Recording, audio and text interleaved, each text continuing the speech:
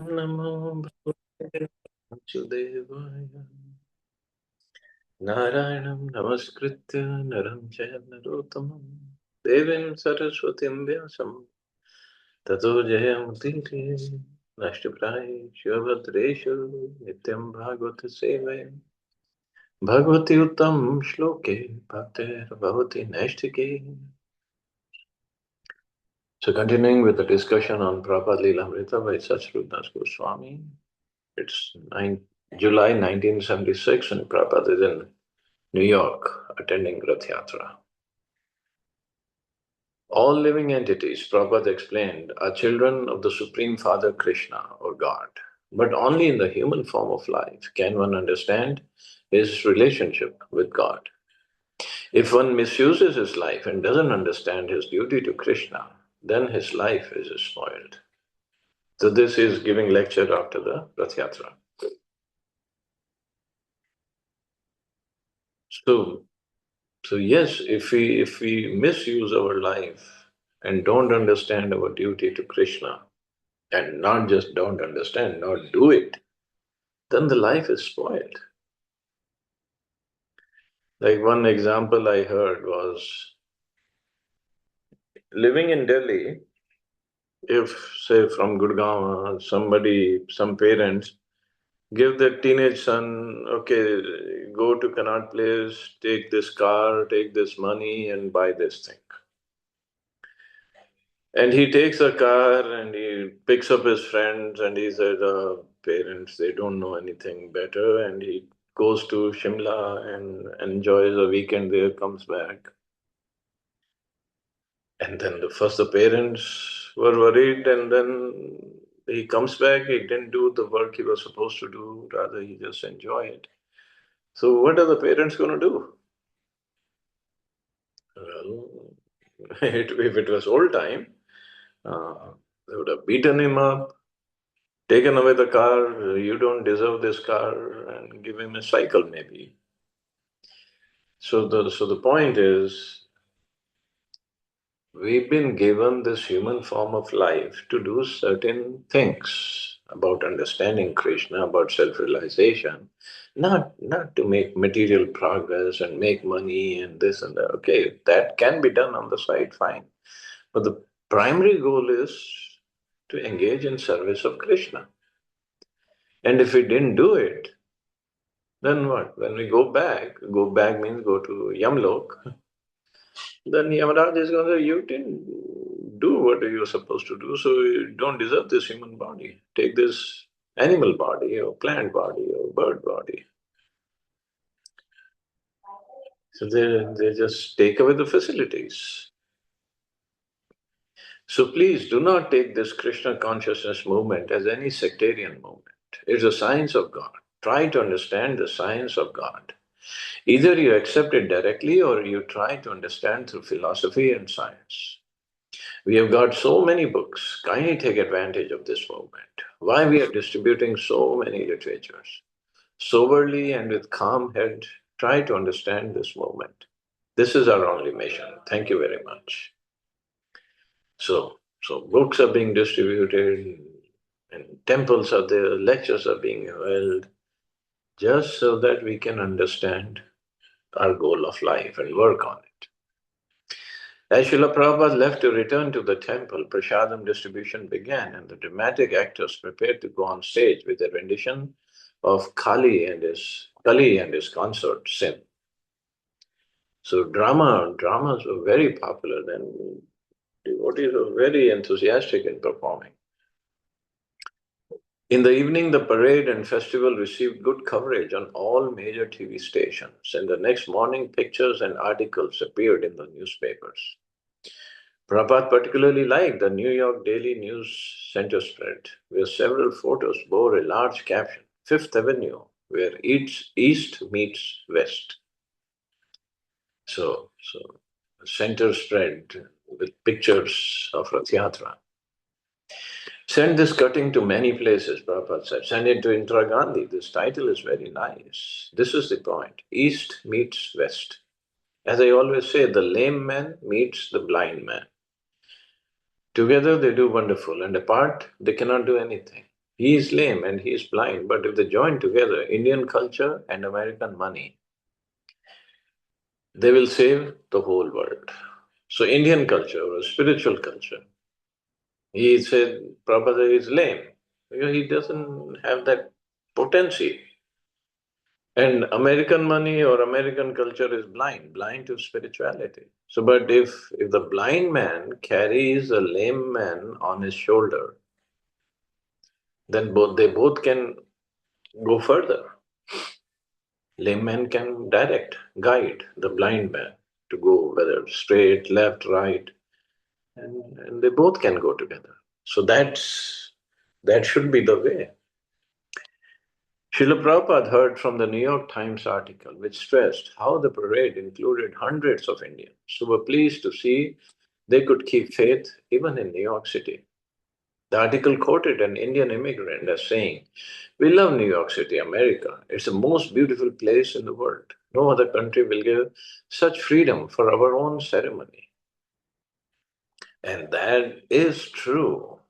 That is very true. Of course, I mean, now in Europe and other places, they give permission. But the kind we get, the response we get in America, it's amazing. That's a fact, Prabhupada said, that I always say. The Times first published about my activities when I was in Tompkins Square Park.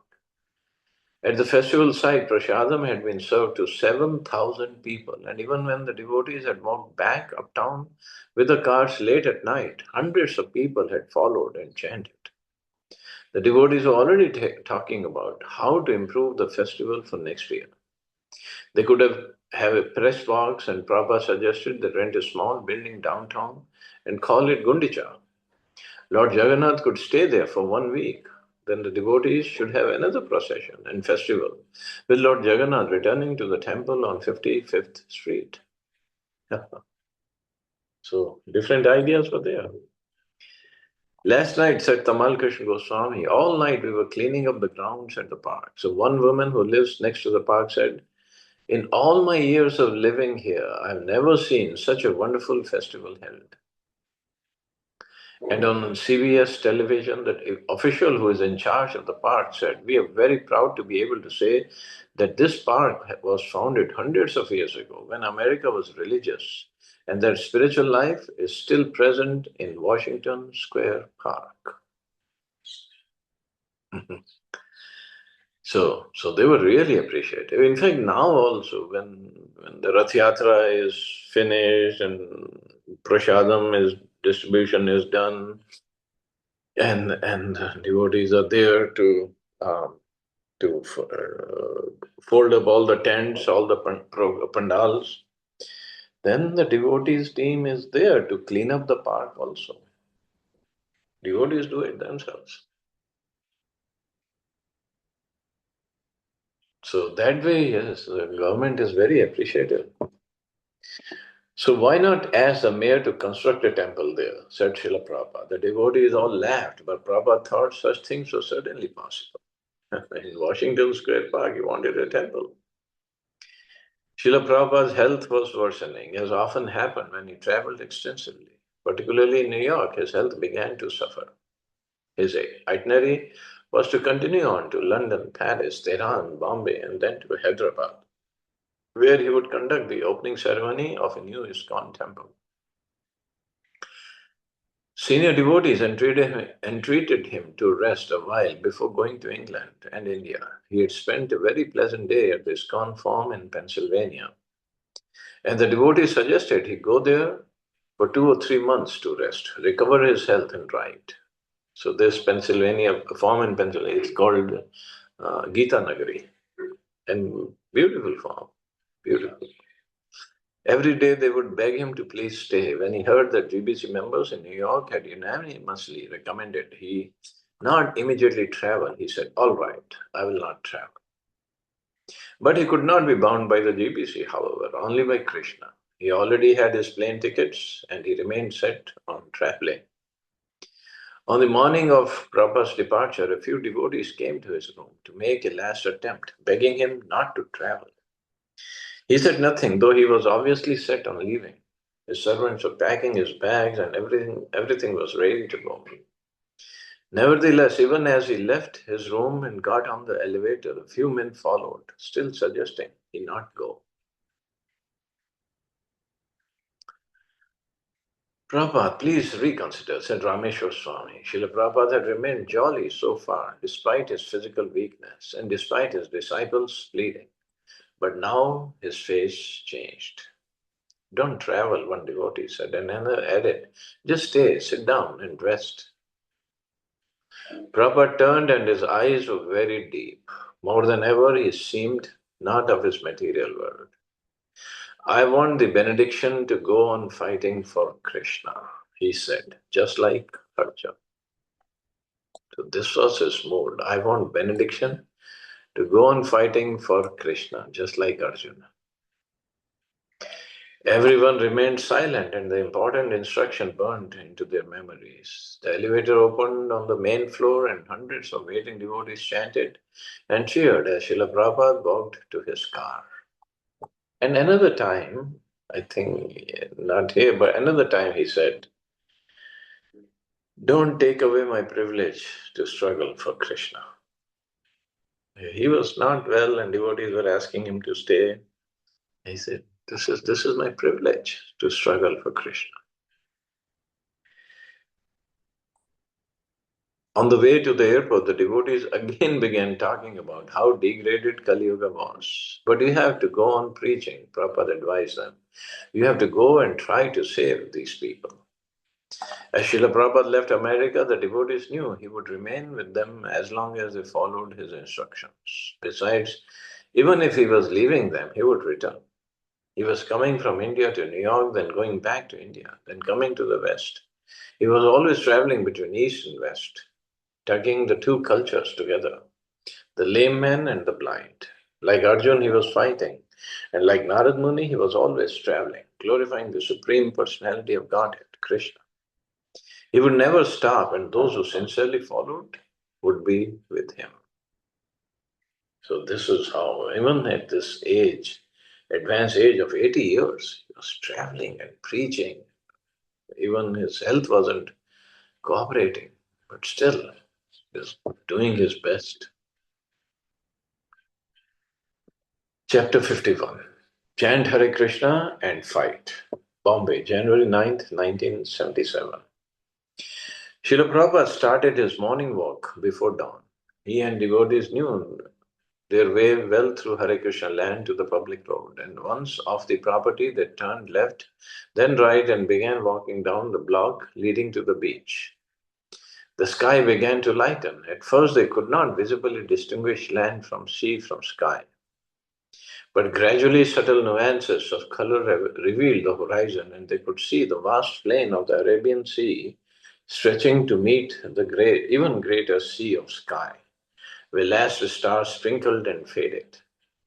As Prabhupada and his small group walked along the broad beach, they were flanked on the left by a line of leaning palms and on the right by a rumbling surf. So on the right side was the beach or the waves, and left was leaning palms on Juhu Beach. Although not kept very clean, it's not very clean beach, but Prabhupada used to go and take his walk over there. Srila Prabhupada wore a grey woolen chadar around his shoulders, a saffron silk kurta and dhoti, and peach-colored canvas shoes. He used a cane, leaning not heavily on it, but lightly. With each brisk step, he would point the cane ahead, poking it into the sand and lifting it again, rhythmically, marking the pace. He walked erectly and held his head high. A low line of Bombayites, many of them wealthy Juhu residents on the morning stroll, appeared, and a few coconut wallahs set up their carts, cutting off the top of the choice coconuts in anticipation of the first customers. Prabhupada liked to walk at this time of morning, and weather permitting, he would do so no matter where he was in the world. Juhu Beach, however, was one of his favorite places to walk. And so many conversations he had at Juhu Beach, and especially with one Dr. Patel. So many conversations. Every morning Dr. Patel will join. Along the way, he and his disciples were joined by Dr. Patel in white shirt and pants and several of his friends, mostly doctors and lawyers. Srila Prabhupada had been silent, but now he began to speak. How everything is nice, Srila Prabhupada commented, gesturing towards the beach before him. See the sky, how clear and how nice by Krishna. Purnamidam. With his cane, he indicated the tall, graceful palm trees. The tree is called Vriksha, he said. The Vriksha Yoni, or birth as a tree, is condemned. By Krishna's arrangement, however, the Vrikshas are also so nicely set up. It becomes beautiful. So it's a condemned Yoni, condemned in the sense what? The Vriksha, the tree, or any plant even, especially the tree, because trees live for a longer time than regular plants. The soul in the body of the tree, or with the body of the tree, it just cannot go anywhere. He has to tolerate the wind and the rain and the birds nesting there and somebody cutting the branches. He has to tolerate just sitting at one place. He can't go anywhere and can't resist. That's the life of a tree. Of course, Chaitanya Mahaprabhu took it as very wonderful. Trinadapi shuni jaina taro riva sahishana. One must be as tolerant as tree. Well, this is tree's life. And in the end, somebody comes and cut it for the wood, for the major trunk of the tree, for the wood. Tree and the tree, throughout its life, it just keeps on giving. Shade, flowers, fruits, and in the end gives up his wood also and does not protest. If we remember the story of Damodar, Lord Damodar, Krishna, when he played this pastime of Damodar, besides other things, so Krishna took the mortar, grinding mortar, and he was crawling, and the grinding mortar was stuck between two trees. Those were Yamal Arjun trees, Yamal Arjun. Then they were the sons of Kubera, Nalkuvar and Manigriva. And they were cursed by Narad Muni to become trees. And not just ordinary trees, Yamlarjun trees, and in the courtyard of Nanda Maharaj. Because Narad Muni wanted to first teach them a lesson and then let them be liberated by Krishna. But these Yamalarjun trees, their roots are very, very deep. And for two trees, the roots were combined. So even in the middle of hurricanes, they wouldn't just uproot them. Because those trees had to be there. They were given curse thousands of years ago. And they had to wait till Krishna comes and rescues them. But the problem with those trees was, or the punishment was, that Nalguvar and Manigriv, who were given this body as trees, they could remember who they were and now what they are. They were enjoying with beautiful apsaras in Nandan Kanan when Narad Muni was walking by and he cursed them. They didn't try to even cover themselves up when Narad Muni was there. Although the ladies, the apsaras, they came out of the water and they tried to cover themselves, saying Narad Muni was there. So they would remember what they were.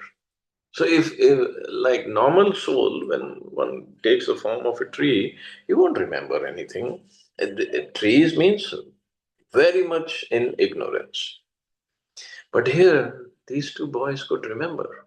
And that was more uh, torturing. And now they couldn't do anything, couldn't go anywhere, couldn't move, had to tolerate the rain and the heat and everything. Of course, the punishment, uh, more punishment means it brought more reward. They were liberated by Krishna, and then and Krishna, I mean, all those two trees, they were standing for thousands of years. They could not be uprooted by even strongest of winds. But now Krishna in the middle of the two trees, and little baby Krishna, he wasn't big. He just brought his wooden grinding mortar and just give a little tug. That's it. He didn't push it hard or pull it hard, just little tug. And the trees came crashing down. This is Krishna. He can do anything and everything. And those two boys came out, Nalkuva, Manigriv, they paid respects to Krishna and offered prayers, and Krishna sent them back. And although the cowherd boys, Nand Baba and everybody was scared where this sound, huge sound came from, came running, and Krishna was very innocently sitting in the middle of the two fallen trees, huge fallen trees. And they came, Nanda Baba came, he untied him, and he's okay, you are safe, this is good. And he was asking, how did this happen? And cowherd boys were saying, Lala did it. He is the one who pulled this mortar and the two trees came crashing down. He said, what are you talking? How can he pull these two gigantic trees? And they were standing here for so long. Nobody trusted those cowherd boys. And the boys were saying, no, Lala did it. He's the one who did it. But anyway, but this is the life of a tree. And when somebody is in so much of ignorance, first ignorance is who don't like to wear clothes, human beings, out of fashion or out of whatever lusty desires, who remain try to remain naked. Their next body is tree. And another place it is mentioned, Mayavadis, because they're in so much of ignorance, they become trees next life. So throughout your life, you did so much of reading and arguing and this and that, and next body become a tree, and then go through evolutionary cycle again. So, so sorry, I got a little distracted by this birth of a tree of Vrikshayoni. But this is the life of a tree. Okay, I guess I can stop here. See any questions or comments?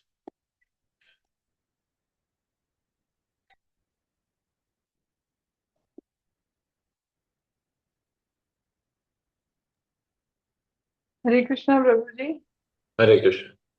प्रभु जी, मैंने एक जगह पढ़ा था कि people who don't visit temples regularly they also become tree. Ignorance, no? अच्छा अच्छा अच्छा okay. Of course, when we ask devotees to do kirtan or people to do kirtan, when we are having a house program or something, then we also try to encourage them by saying, if you're not going to use your hands or legs for kirtan in the service of the Lord, then Krishna will take away your hands and legs and make you a tree next life. Then you stand at one place and don't dance in kirtan. But the point is, yes, if we don't use our facilities properly, Krishna will take them away.